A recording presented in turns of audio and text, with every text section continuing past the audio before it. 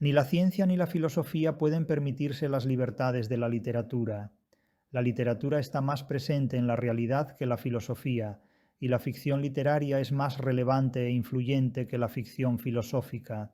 Sin duda, la literatura está más presente en la realidad que la filosofía, e incluso más que cualquiera de las ciencias categoriales, sean humanas o naturales, porque de los tres géneros de materialidad en que se organiza el mundo categorizado o interpretado por los seres humanos, la literatura está presente en el orden físico, en el psicológico o fenomenológico y en el conceptual o lógico, mientras que las ciencias solo están presentes en lo físico y en lo lógico, y la filosofía solo trabaja esencialmente con ideas que forman parte de las formas.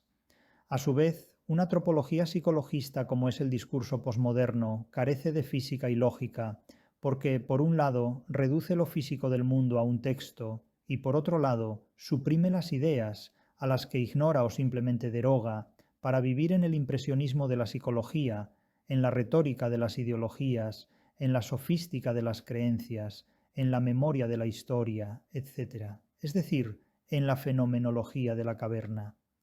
Todo un tercer mundo semántico. Ninguno de estos tres géneros de materialidad es posible ni factible aisladamente, puesto que están en relación racional, es decir, combinados o conjugados inseparablemente de modo racional y lógico, excepto para el discurso posmoderno, que insulariza la psicología, del mismo modo que un idealista cree ser capaz de construir un decaedro regular, o de forma comparable a cómo un bobo puede exigirle al hígado que metabolice proteínas al margen completamente del organismo humano del que forma parte. No se puede pretender que un ojo, después de haber sido extraído de las cuencas oculares y depositado sobre una mesa, continúe viendo lo que le rodea. La posmodernidad puede imaginar que el mundo se reduce a la psicología del sujeto posmoderno, sin duda, pero solo a cambio de convertir al sujeto posmoderno en una criatura que ignora por completo y por igual tanto el mundo físico en que vive como las ideas lógicas que lo delimitan e interpretan. Es así como la posmodernidad proyecta una suerte de nihilismo mágico sobre la fisicalidad del mundo, todo es texto, y sobre su construcción crítica y científica, todo es ideología o psicología.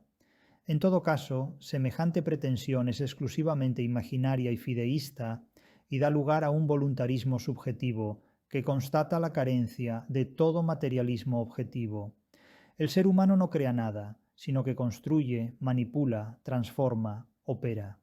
Hablar de creación es un idealismo, en cierto modo equivalente a cualquier forma de nihilismo. La máxima filosófica según la cual no hay nada en la imaginación que no haya estado previamente en los sentidos sigue vigente. Nada se da en el intelecto sin darse antes en la sensibilidad. Los escritores manipulan palabras, categorías, ideas. En la obra de cualquier autor literario, un mismo problema referido u objetivado en el texto puede tratarse como objeto psicológico o como objeto lógico. Es el mundo de las metáforas y de las licencias poéticas y literarias. Ni la ciencia ni la filosofía pueden permitirse estas licencias. La filosofía, con frecuencia platónica, compartida a la limón por las religiones, se jacta de proscribirlas.